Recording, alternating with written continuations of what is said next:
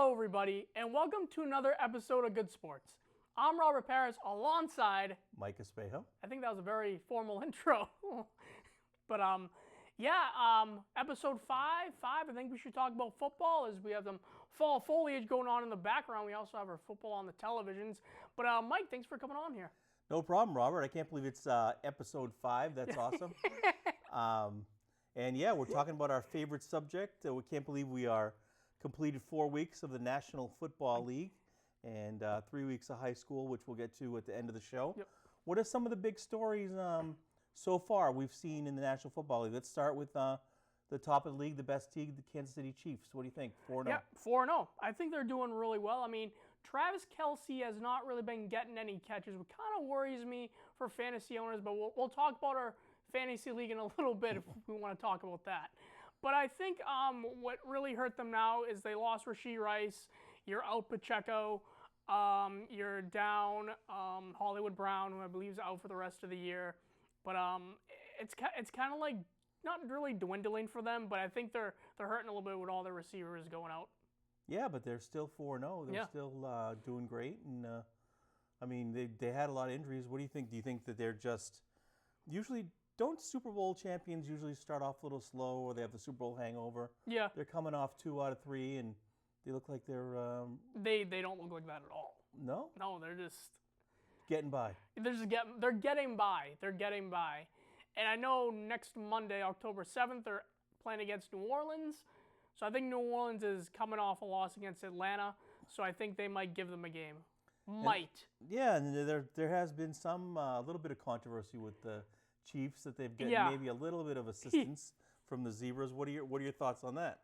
Oh, absolutely. Absolutely. I mean, you got Steve Spagnuolo in the very first game. Only the head coach is supposed to call a timeout. He's not the head coach. Let me go down and start doing this and call a timeout. The ref looked at him. Okay, timeout. And then if the other sideline did that, oh no, they wouldn't. They'd just let the play go. So yeah, that was one of them. I think that there was a couple pass interference calls against the one game in Atlanta. Like, I'm not going to do, but the hands are up, like, in the back of the end zone. No call for that. But if Atlanta did that, yep, that's an automatic call. So, I mean, there's a couple of people can see that the refs are in favor of them, but very, like, small plays. Yeah, and then the Isaiah Likely play that his foot was a little bit out of bounds. It was. I do agree with that. It was like, it was on that white line. So, yeah, that's out. Yeah, so those type of calls, not the Isaiah Likely one, but the pass interference ones you just mentioned, they're so subjective. And sometimes, like, what they call for pass interference for one play is not that consistent with maybe another play. And it kind of gets a little maddening. And I think some of the better teams, like we saw with the Patriots during their run, do get the benefit of the doubt because they're kind of like the star of the show. And they're the NFL needs a star to market. And I think right now it's Kansas City's the star, and they're the best team. And, yeah, they're probably getting the benefit of the doubt because they've been so good. Right. Yeah, as you said, Patriots. Yeah, I mean, now on the flip side, you have a team like San Francisco who's also been decimated by injuries, especially to their main running back, Christian McCaffrey, and they haven't done so well, sitting at 2-2. Everyone thought that the Niners would be primed and ready to maybe challenge the Chiefs, but what do you think is going on with the Niners? As I said, injuries, but I really think that when they play Kansas City on October 20th, that's at San Francisco. But again, Kansas City can go anywhere, anytime, and they're ready to go. It doesn't matter if they're playing in Alaska, but they're ready to go. So I think they're just not, again, you lose Christian McCaffrey. When they lost that, it's like the whole team really went downhill. You know what I mean? You got a bunch of other injuries. I mean, all my fantasy has said George Kittle's questionable again. So I'm like, really? He was just in the game. Oh. It's just like every week there's either the same person is injured or a new person's injured. So a lot of injuries in San Francisco. Yeah. Speaking of injuries, looking in our division, AFC East, the Dolphins, another team that was supposed to be really good, starting off 1-3, and their quarterback Tua Tagovailoa, Tua Tagovailoa is having more concussion issues. Yeah.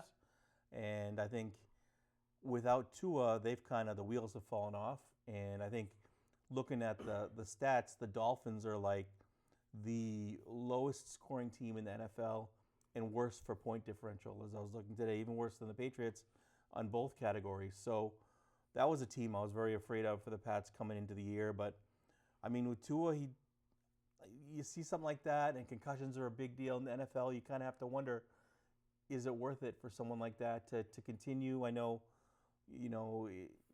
it's their craft and their dream and to play in the NFL, but you also have to think of life after the NFL and the ramifications of all those hits to the head. So tough situation in Miami. What do you think about Tua? Do you think he should hang it up, or do you think he should keep trying? Definitely. Because if you come back next year and you have the same thing happen to you, and it's going to affect you for the rest of your life if it's worse than what you just had. I mean, the game against Cincinnati, you could see his arm or his hands were like clenching up, and I'm like, what's happening? Like, seeing that live was actually horrifying, especially when he got hit by DeMar Hamlin, who had an incident against Cincinnati in January 23 when he was on the field unconscious and was not breathing at all. Yeah, that was a really scary play because you saw right away, everyone knew what happened. He got hit in the head, and you could see him kind of hunching over, and when his hands kind of clenched up like that. It's very scary, and and he said he wants to play again. It's very scary stuff when it's kind of like the realities. We enjoy the games and we root for our teams, but sometimes the realities of real life kind of seep in. Yeah, I mean, he's gonna roll the dice if he comes back.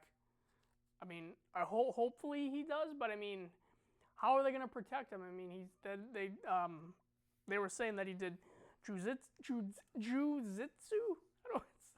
Like over the off season, and that trying to like go down, but I mean, again, he went forward, hit his helmet again. So I mean, it feels like this is going to be very repetitive for Tua, but you really don't want to see anyone go down like that, especially him with all the concussions he had in the past. And now on the flip side, a team that kind of is a big surprise this year has been the Washington Commanders. Yes, Jaden Daniels sitting at 3-1, which Jaden Daniels is off to like this superhuman start. He's throwing at an 80% clip. He's not turning the ball over. I mean, did anyone see this coming?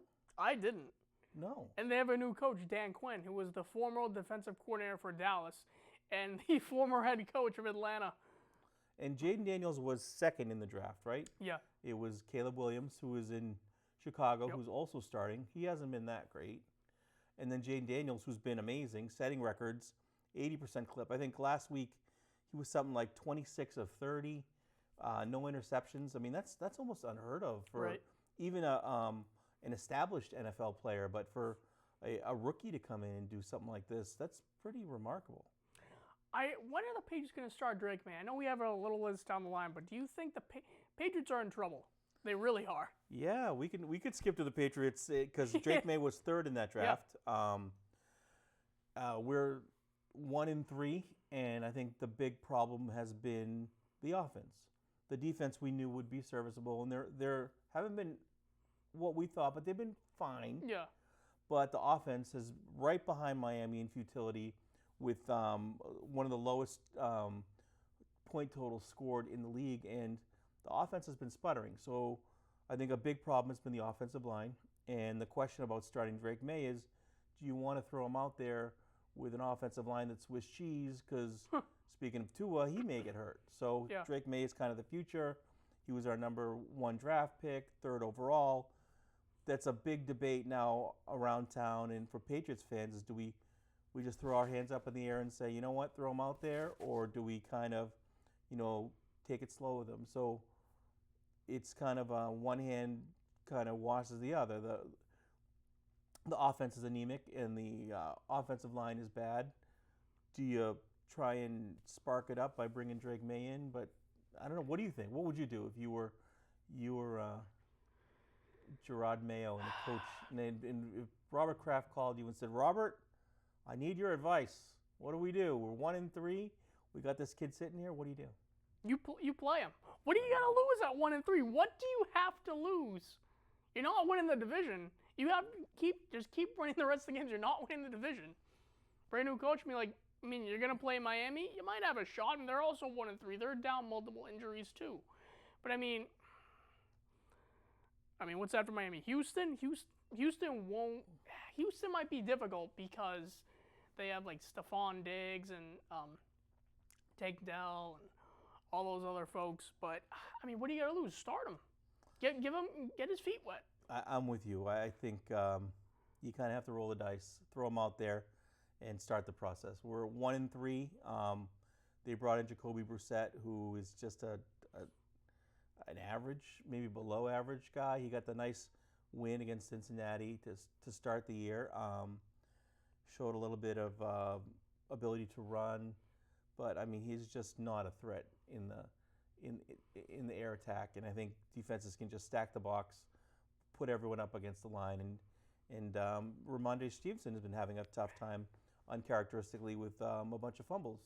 And I think because a lot of pressure is put on him because they know they can't move the ball in the air. So I think that's kind of adding to the woes of the offense is that Stevenson has to think he has to carry more of the load with a quarterback that isn't really prolific in the passing game.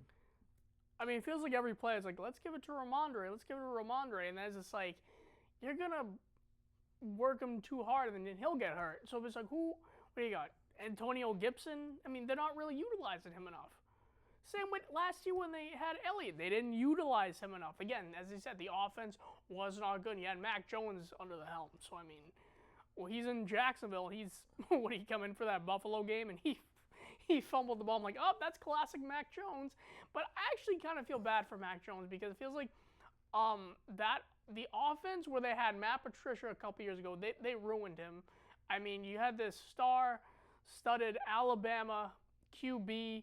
He comes out of college ready to go, and then it's just like he had a great rookie year with Josh McDaniels.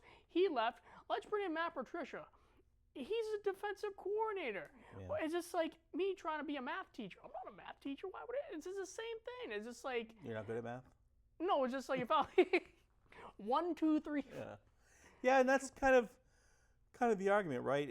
Was it the change of offensive coordinators or was it a bad offensive line? And we just got the news today that David Andrews is now out for the season, which is a big loss for the offensive line, which adds another element of what do we do with Drake May? Because if your stud center is now out, then I mean you got a patchwork. I think I read that the Patriots have had 4 different offensive lines every week, and there's no way they can develop continuity and develop a scheme and develop confidence as an offense if they've got different guys in different spots every week, especially offensive line. I can tell you right now, it's not the 07 Patriots. It is not the It's not. Might be a rough year for for the Patriots fans. Yeah, unfortunately. I actually thought we were going to do well at the beginning. I'm like, okay, Brissett's coming in. Maybe he'll start the first game, and maybe Drake May will get in the second game. And it's like, again, like all these injuries. I'm like, oh, no. Another interesting storyline I wanted to touch on this year for the NFL is a lot of new faces for quarterback all around the league. I want to touch on some. We have Sam Darnold in Minnesota, who is playing fantastic. Awesome. Jane Daniels, which we mentioned. Kirk Cousins is in Atlanta. In Carolina, they switched from Bryce Young to Andy Dalton. The number 1 pick, as we mentioned, Caleb Williams in Chicago. Bo Nix is playing in Denver. He hasn't been that great, but they've thrown him out there. Yeah. And also New England, Jacoby Brissett is so. What are your impressions of the new kind of quarterback look around the league? That's like a third of the league. I think it's pretty good. One quarterback I want to mention, Justin Fields, who's in Pittsburgh. Another new quarterback. He's doing really good. But behind him is Russell Wilson. I thought they traded for Russell Wilson. They traded for Justin Fields. So you're going to have either Wilson's hurt or they're just going to sit him on the bench. Or he'll never see the field again. Unless the team's desperate and will trade for him like, I don't know, the trade deadline.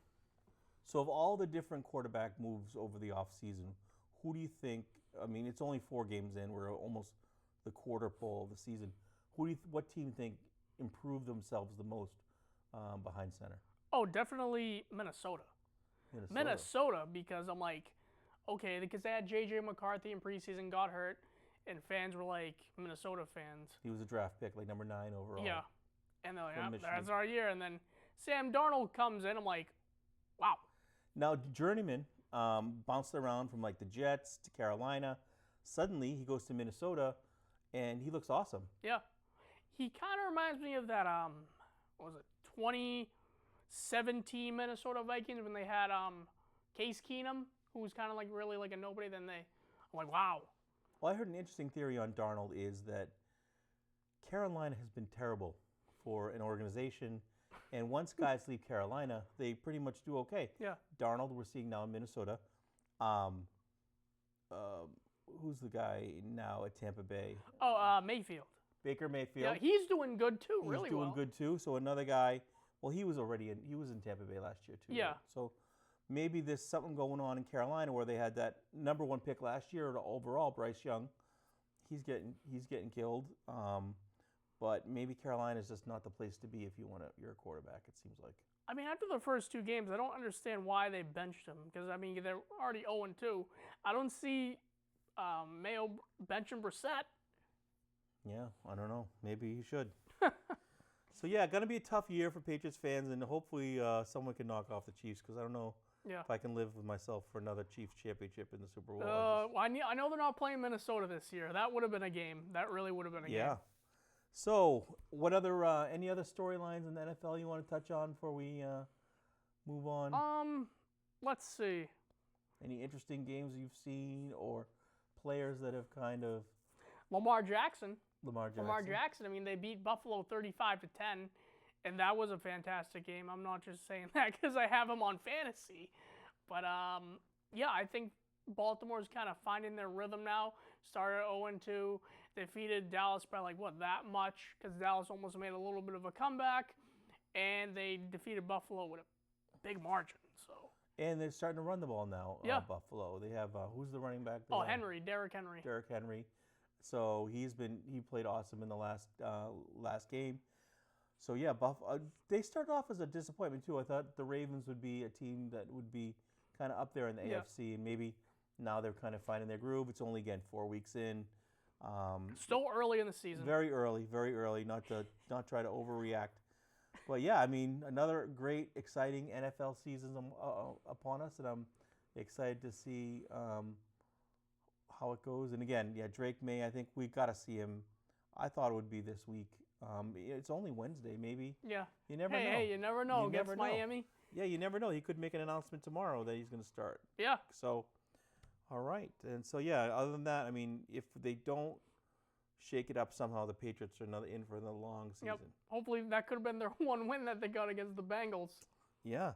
Fantasy. How you doing in fantasy? Let's touch on that real quick. Let's do touch in fantasy. Let me go to it. I'm actually 2-2. But I know your record. I won't mention it, not to jinx anybody. But do you want me to read my lineup? No. Just any surprises, like NFL related that have helped your team. I guess Lamar Jackson. Lamar Jackson. DeAndre Swift had a big game last week. Stephon Diggs, big game.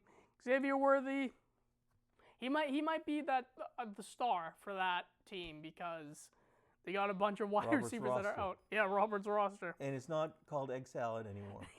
No. That was the first thing. The egg salad sandwich. Yeah, and one of the great things about fantasy is, not to bore people with our fantasy talk, but it's a good way, one, to be social with a bunch of friends.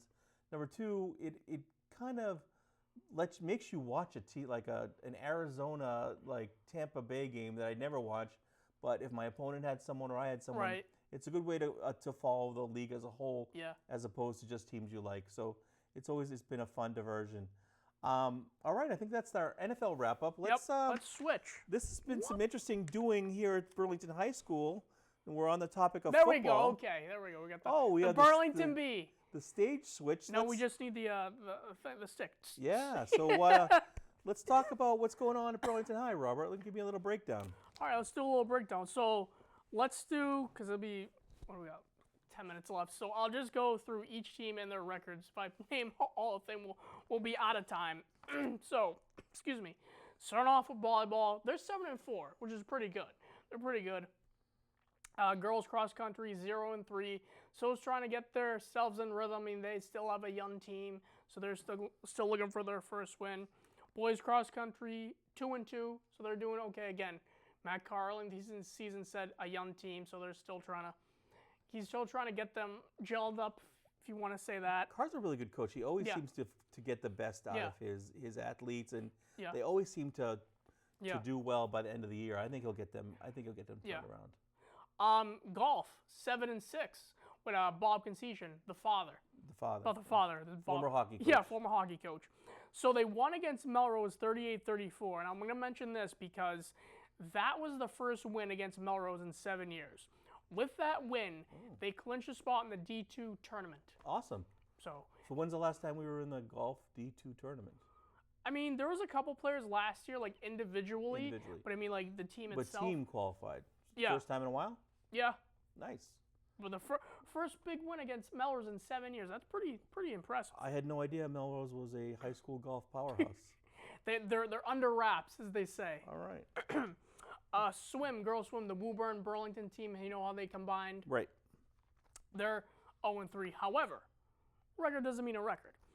The North Sectionals and the state championship are in November, and a bunch of girls have qualified after their first meet earlier last month. Oh, cool. So they and then a bunch individually yeah, qualified. Yeah. Okay. So I mean, like, okay, a record's a record, but I mean, if you're qualifying for the North Sectionals and state championships, that's definitely a big turnaround. Sure. Regardless of what the record is. Field hockey, they're 4-6 again, young team, so there's those trying to get themselves in rhythm. Football 3-0. Oh wow! Let's talk about the football team in our football episode. What's going on with the gridiron guys? The gridiron guys. Oh, and both 3-0. soccer teams are 3-6-1. Both of them. Yep. Oh, okay. And yeah, it's a strange thing. You don't really see that. So happen. they had both won on soccer night, town soccer night. Yeah, let's talk a little that very briefly. Okay, let's talk about that very briefly. So I think it was a fantastic night. Like I talked to both, Caitlin Tremblay. I talked to Simone Pastore, the captains of the team, and I think it's a great night. I mean, I talked to Andrew Jean, the boys soccer coach, and the head coach of the girls, Daniela D'Souza. It's just like a great night, just seeing everyone there, because it feels like this team really doesn't get recognized enough. I mean, like the football team, as we're going to talk about a little later, but it's such a great night because they just love seeing the Burlington Youth Soccer Association come out with all the young athletes, just seeing the varsity players basically, could be my future on this team. I'm seeing the future of myself right now, and I think it was a big win for both teams. They both played Stoneham, another league opponent. Boys won 2-1, pretty close. Girls won big, 6-0. Wow. That's like this.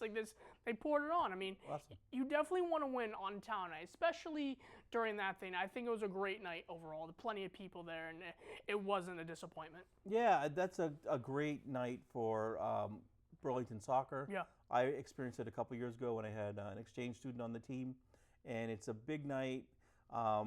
They get a big crowd for both teams, and I'm glad that they kind of continue this tradition each year. It's a great night for the kids on the teams. It's a great night for the youth soccer programs to look up to the high school teams, and it's always a fun night. And I was really glad to see that they both got a win on town night. That's awesome.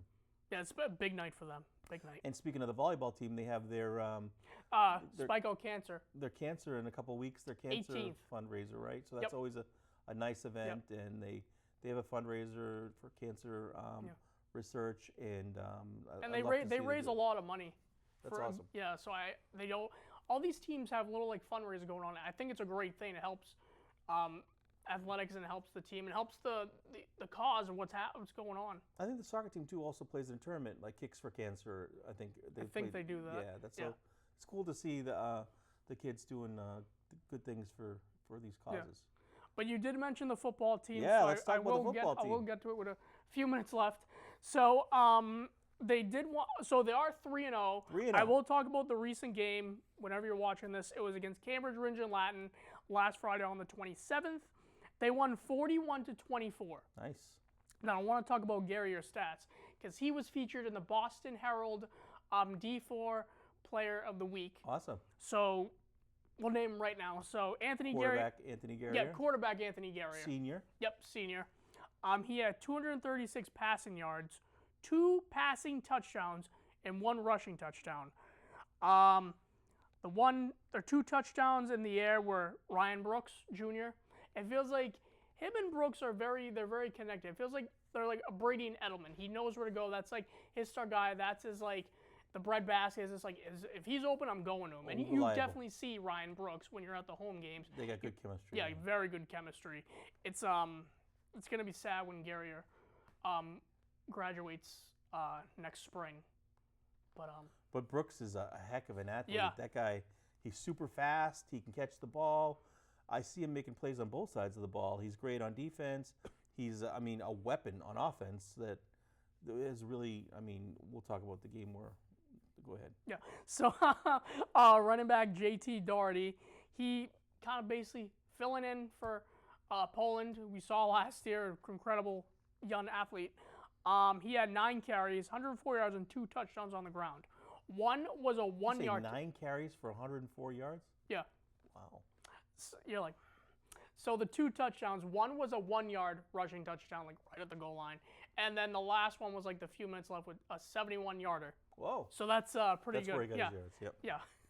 You're like, wait a minute. Oh, Yeah. okay. All right, so they beat Cambridge Ridge and Latin, Patrick Ewing's alma mater.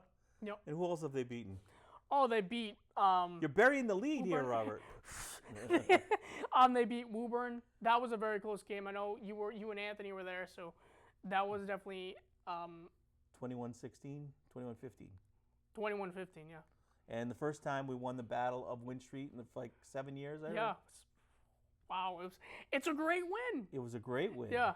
Especially to kind of come back after the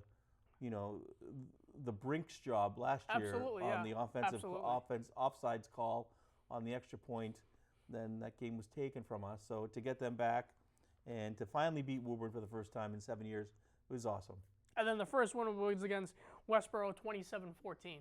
And Westboro's always our typical league opener. I wonder how that got set up because it's kind of It's not around the corner. yeah, it's kind of random. But they're far away and they're not in our league. And we just every year we start with Westboro. I went there with Brady Costas and Anthony Matos and Zach Titus, and it was just like it took forever to get there. Yeah, I went a couple years ago. Yeah, it's far.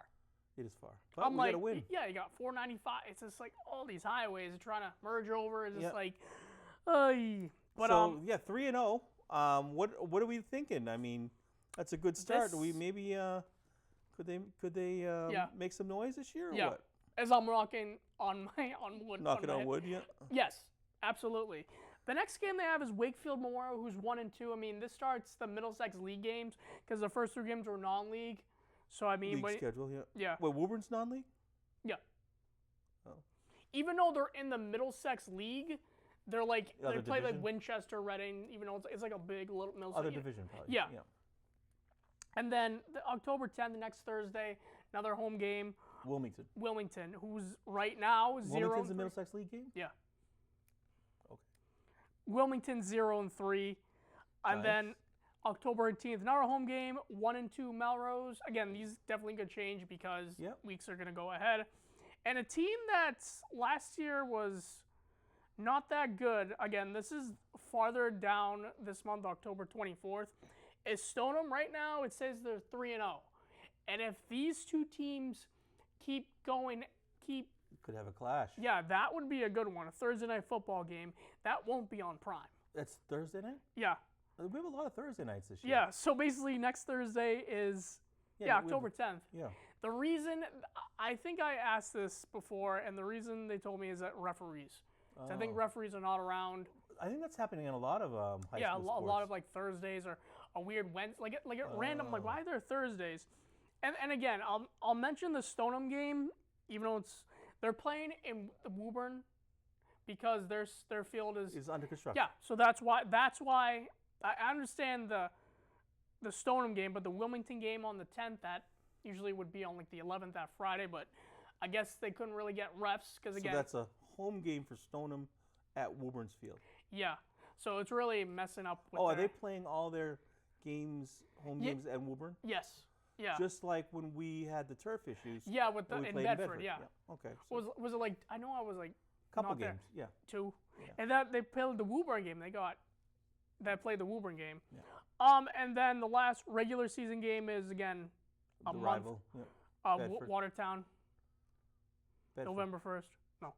Yeah, well, the regular season game. Bedford's regular Thanksgiving. seasons. Regular season. Bedford's We're getting ahead of Thanksgiving. ourselves. Right, But, Bedford's Thanksgiving. Yep, Right. Bedford Thanksgiving, that's away this year. And Thanksgiving's late, November 28th. I think last year was like the 22nd or 23rd, which Oh, is it is early. late, yeah. Yeah, it is late. And then on the Arbiter it says November 8th and 15th are TBA. Again, those are playoffs. We'll see. Could be home, could be away, but I think it should be a great run for this team. Yeah. I'll knock on wood again. And we're speaking of great runs, we've kind of come to the end of our time. Yep. But yeah, that's been another episode of Good Sports. Yeah. Well, everyone, I want to thank you all for watching. I'm Parris. And I'm Mike Espejo. And thanks for watching Good Sports. We'll see you next time.